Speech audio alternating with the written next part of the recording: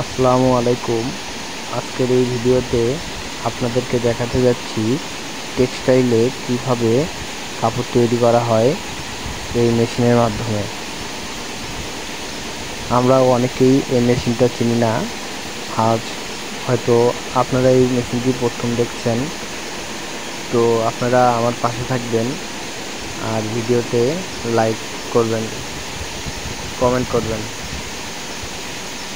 তো এই মেশিনে এখন চাদরের কাপড় তৈরি হচ্ছে, বিছানার চাদর। এই মেশিনে আরও অনেক কাপড় তৈরি হয়, যেমন প্যান্টের কাপড়, শার্টের কাপড়, আরও অনেক কাপড় তৈরি হয়। এমনকি দরজা জানালার পর্দাও তৈরি করা হয় এই মেশিনের মাধ্যমে।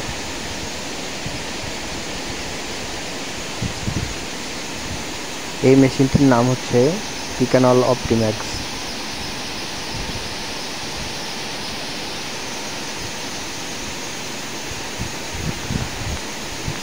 এগুলো হলো মোটর, আয়রো মোটর। এখান থেকে সুতা যায়,